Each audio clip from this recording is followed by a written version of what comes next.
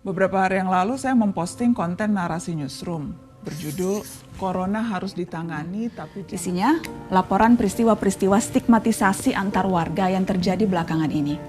Misalnya di Medan, ada sekelompok warga menolak proses pemakaman jenazah seorang pasien COVID-19.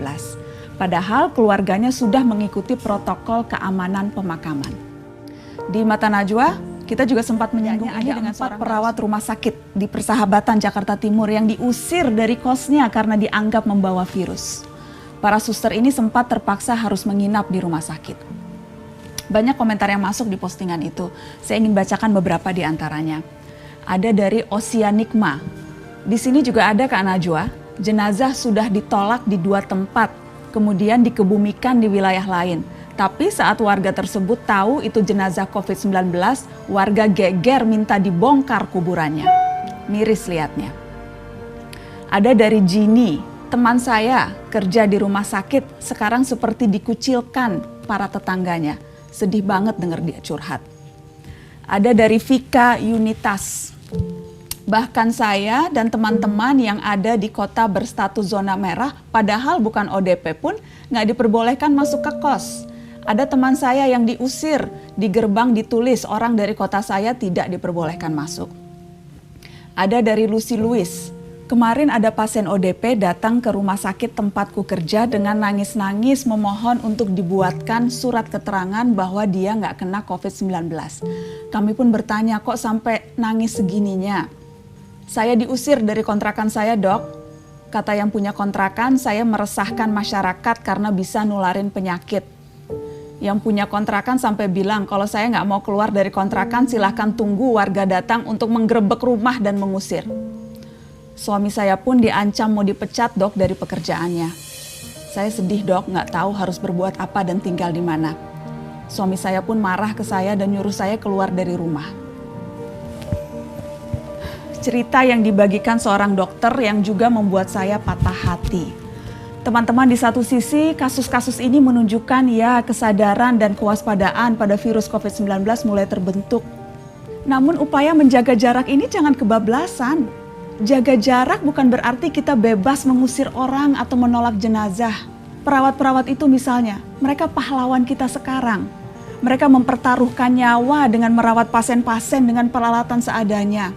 Kalau kita sakit, nauzubillah min zalik, jangan sampai kita sakit. Tapi kalau ternyata kita atau kerabat kita sakit, yang merawat kita adalah mereka. Jaga jarak dengan perawat itu wajar.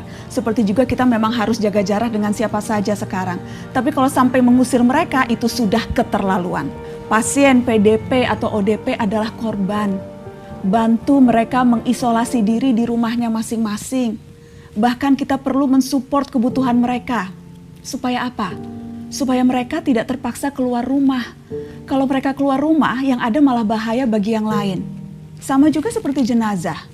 Selama mereka terkait corona, biasanya pihak rumah sakit sudah punya protokol, sudah punya SOP, standar penanganan jenazah. Selain dikafani, sesuai ajaran agama masing-masing, mereka juga dibungkus secara khusus. Sama sekali tidak masalah dikuburkan dimanapun. Karena ketika sudah dikubur, mereka tidak akan menyebarkan virus. Saya akan kutip keterangan Kepala Departemen Kedokteran Forensik dan Medikolega Rumah Sakit Umum Dr. Sutomo Surabaya, Dr. Edi Suyanto. Secara ilmiah ilmu kedokteran, korban atau jenazah kemungkinan menularnya sudah tidak ada, apalagi virus corona. Virus corona harus hidup pada inangnya. Inangnya sudah mati, virusnya juga ikut mati, sama dengan HIV/AIDS, sama dengan H5N1 atau flu burung. Jelas itu, jelas tidak akan menularkan. Pasien positif COVID-19 yang akhirnya meninggal saat mereka sakit tidak boleh dijenguk keluarganya.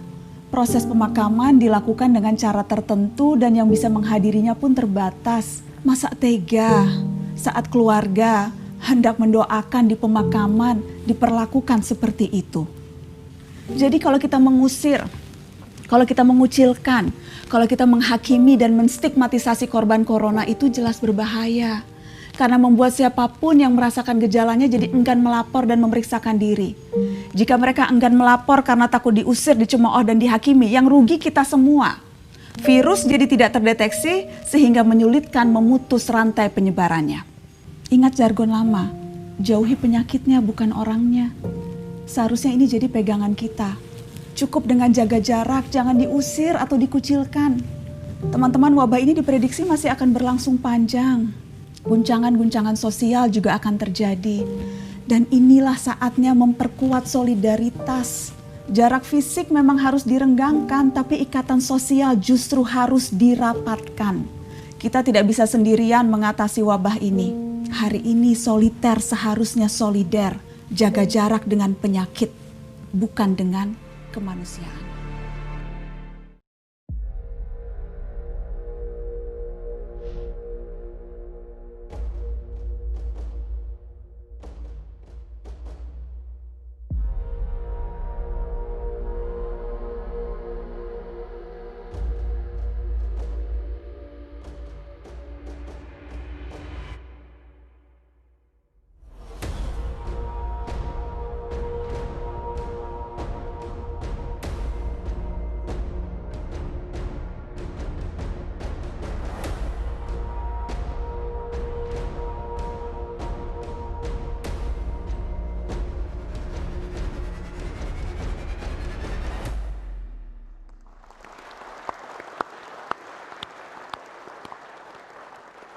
Bagaimana kita belajar dari negara luar dalam penanganan corona? Saya ingin minta tanggapan ke Dokter Lia dulu dan nanti kemudian Dokter Trik. Apa yang bisa best practices yang bisa kita pelajari?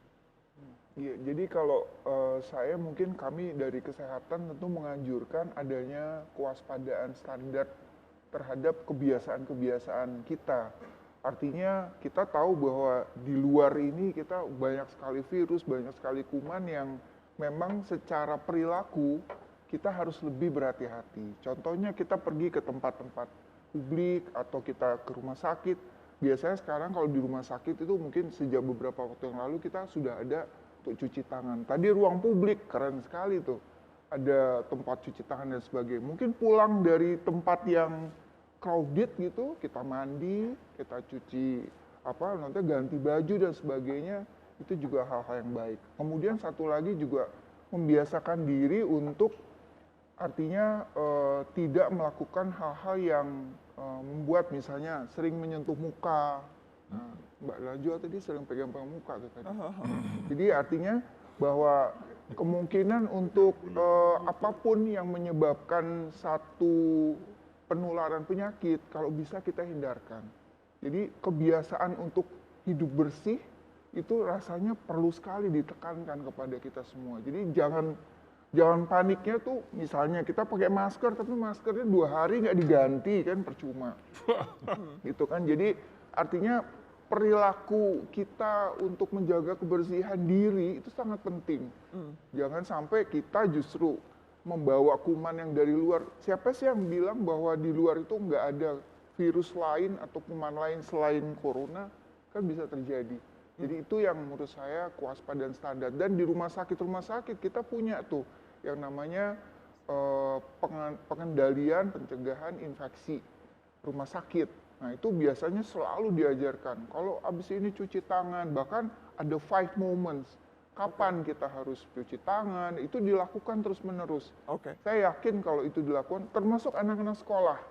Anak-anak kecil dari mulai taman kanak-kanak, dewasa, itu penting sekali untuk tahu bahwa kebersihan itu adalah penting banget untuk. Oke, Dokter Ria, yang jelas beberapa publik sekarang kemudian ada yang inisiatif pribadi datang ke rumah sakit meminta untuk mencek untuk virus corona, tes virus corona. Yeah. Dan mereka kemudian ada yang bilang dibayar 1 juta, ada yang teman saya bayar 700.000.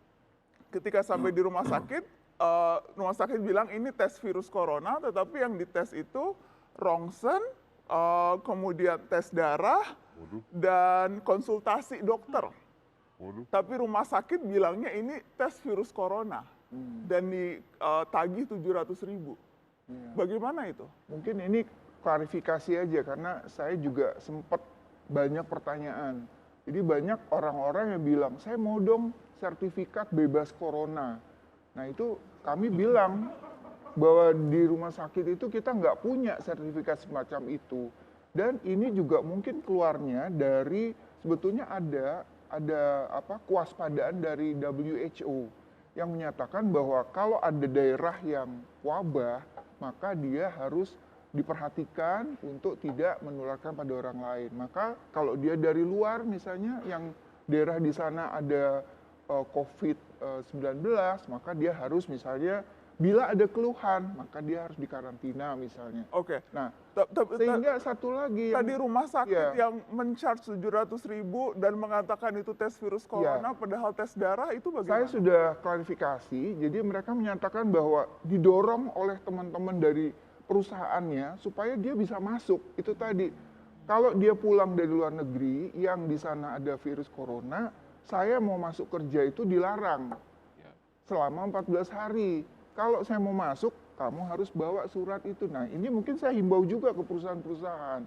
Kami rumah sakit nggak bisa mengeluarkan itu. Yang ada adalah medical Tapi berarti check-up. namanya jangan juga rumah sakit Iya. bilang namanya tes virus Iya, corona. tidak.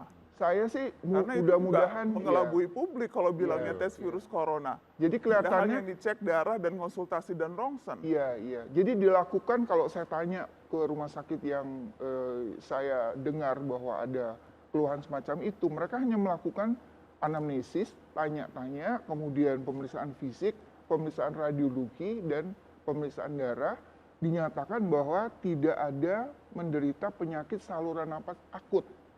Hanya itu, jadi tidak ada yang menyatakan bebas corona. Karena kalau corona kan harus periksa di lab. Satu-satunya lab sekarang ini hanya Litbangkes. Jadi Tapi itu kondisi yang dialami. Mbak Anies dan teman-temannya Iya. sekarang nggak boleh masuk kerja kalau nggak bawa surat bebas corona. Betul, banyak warga di perumahan kami tidak boleh masuk kerja dalam waktu 14 hari sebelum membawa surat keterangan yang dimaksud tadi, Dok. Ini yang juga membuat kami bingung. Sebenarnya aksesnya mesti kemana? Apakah ke Kementerian Kesehatan atau bisa itu diatasi di Dinas Kesehatan atau harus langsung datang ke rumah sakit atau seperti apa? Ini tadi yang Pak Muldoko katakan protokol itu ya Pak. Jadi itu benar-benar dibutuhkan kepastiannya seperti apa. Yang penting adalah ini, jadi kita harus misalnya kita memantau suhu tubuh, memantau apakah kita ada keluhan batuk atau ciri-ciri penyakit virus yang lain. Nah, kalau ada naik suhu tubuh dengan ada riwayat, kita bisa datang ke rumah sakit untuk ngecek. Tapi bukan mengecek apakah kita positif atau tidak loh. Tentu rumah sakit juga ada kriteria kan sesuai dengan panduan yang dari Kemkes tadi. Ada orang yang ada riwayat, nah dia akan diperlakukan kalau dia memang ada gejala untuk sebagai pemantauan. Tapi dikelirkan sekarang. Iya. Kalau enggak nanti ini baru satu kompleks. Betul, Kalau betul. banyak kompleks minta kan cilaka. Artinya Iya. harus dipahami Pak Mulya, ini bukan rilis sertifikat gitu loh. Gimana? Saya nggak tahu cara baiknya gitu. Iya. Koordinasi antar kementerian ya saya pikir yang perlu juga diperjelas Pak. Kalau seperti ini kan berarti ada dari perusahaan-perusahaan, Ketakutan. juga dari serikat pekerja juga harus berkomunikasi juga. Jadi bukan hanya dari Kementerian Kesehatan. Kementerian Kesehatan rumah sakit jelas tidak bisa mengeluarkan karena memang ada prosedurnya. Tapi perusahaan minta. Nah ini juga seluruh kementerian terkait koordinasinya itu harus satu untuk mengatakan bahwa tidak perlu ada surat keterangan tersebut. Karena memang ini juga salah satunya juga dipicu oleh ada sertifikat Tapi kesehatan mintanya juga, maksudnya begitu. informasinya kemana? Ke 119 tadi, 119 tadi atau kemana? Supaya kantor-kantor yang ini tidak meminta lagi gitu Pak. Dan Saya pikir ini nanti akan kita sikapi ya. Ya. Perlu ada intervensi dari Menteri Kesehatan kepada Dinas Kesehatan setempat untuk mengklarifikasi, menjelaskan kepada tadi tempat bekerja itu Ya. agar ada kesamaan pandangan, nanti jadi babalit itu ya. Ya. Oke, ini sudah saya catat ya. Ya. Oke, baik. Kita akan kembali setelah pariwara. Tetap di Mata Najwa.